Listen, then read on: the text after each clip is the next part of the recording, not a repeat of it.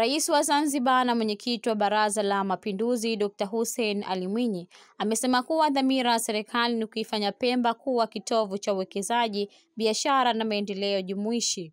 Ameyasema hayo leo katika uzinduzi wa tamasha la uwekezaji Zanzibar lililoandaliwa katika maeneo huru ya uwekezaji Maziwa Ng'ombe Micheweni, mkoa wa Kaskazini Pemba. Ameeleza kuwa tamasha hilo ni mwanzo mzuri wa kuitangaza Pemba kitaifa na kimataifa kwa kuonesha fursa vivutio vilivyopo kisiwani humo, hususan katika sekta ya uwekezaji, utalii, kilimo na viwanda vidogo vidogo. Ni kweli kwamba ZIPA wamezindua mpango mkakati wa mwaka 2025 hadi 2030. Mpango mkakati wa miaka mitano wenye lengo na dhamira ya kuweka kipaumbele katika maeneo muhimu ya uwekezaji. Na kwa hapa Pemba tuna vivutio maalum kwa ajili ya Pemba. Unaweza ukapata ile tunayoita mwekezaji wa kimkakati, yani strategic investor status, kwa fedha ndogo zaidi kuliko Unguja.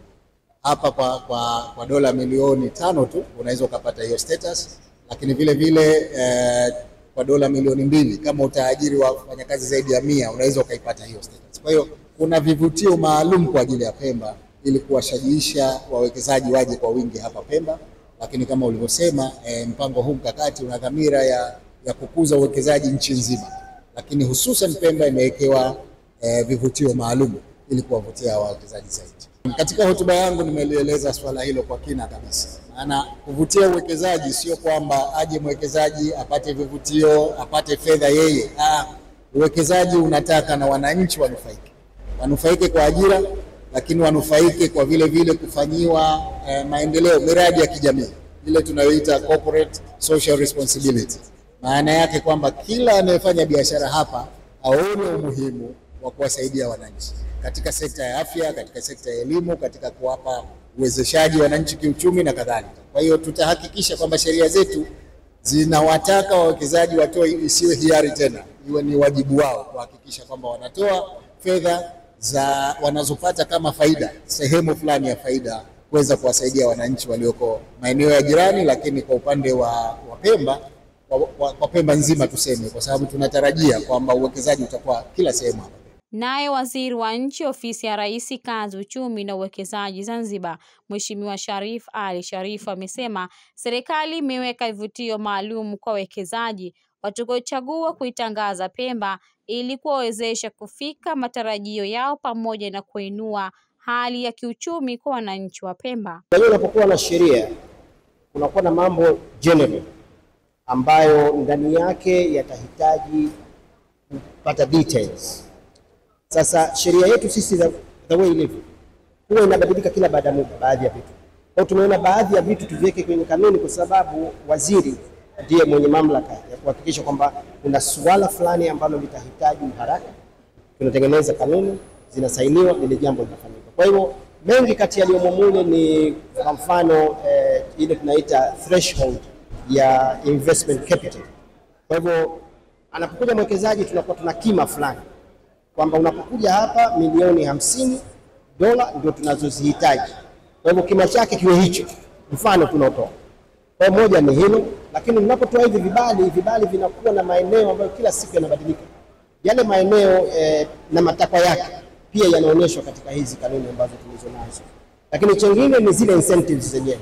Incentives zipo nyingi ambazo ziko general, lakini zipo incentives ambazo waziri anao uwezo wa kuzibainisha ili iwe rahisi sasa kwa mwekezaji kuzielewa na kuweza kuzipata, hususan katika haya maeneo yetu ya uwekezaji katika maeneo huru. Na jambo jingine ambalo ni muhimu ni suala zima linalohusiana na visiwa. Visiwa hivi kwa kweli vina kanuni ambazo zitahitaji msukumo kwa kupitia kanuni ambazo tunazo. Kwa upande wake, mkurugenzi mtendaji mamlaka ya kukuza uwekezaji Zanzibar ZIPA, Mheshimiwa Saleh Saad Mohamed amesema serikali imeweka mikakati ambayo itasaidia uwekezaji wenye tija na kujali mazingira pamoja na wananchi. Mfumo wa awamu ya kwanza, awamu hii na kwenda ilikuwa na lengo la kusaidia mwekezaji kujisajili ZIPA.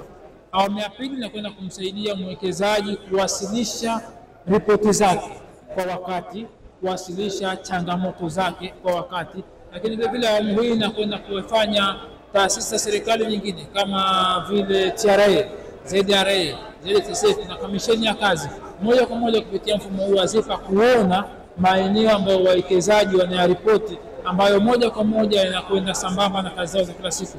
TRA ataona mapato ambayo wawekezaji wanayaripoti ZIFA, ZRA wataona mapato ambayo wawekezaji wanayaripoti ZIFA, lakini ZSSF wataona ile kiwango cha mishahara na contribution ya wawekezaji kwa wafanyakazi wao katika swala zima la uwekezaji wa ZSSF. Kwa hivyo hii inakwenda kuweka wazi masuala mazima ya uchangiaji, masuala mazima ya ulipaji kodi, lakini kusaidia serikali kukusanya kodi stahiki kutokana na biashara na uwekezaji. Tamasha la uwekezaji ambalo limefanyika kwa siku 3 kumesainiwa mikataba baina ya ZIPA, kamisheni ya utalii, bandari pamoja na uzinduzi wa majarida. Nikiripoti kutoka Pemba ni mimi Rayyan Hamadi Faki wa VOP TV. Tembelea YouTube channel yetu VOP Online TV. Kwa habari moto, subscribe kisha bonyeza alama ya kengele ili kuwa wa kwanza kupata taarifa zetu. Usisahau kulike, kucomment na kushare. VOP Online TV. VOP Online.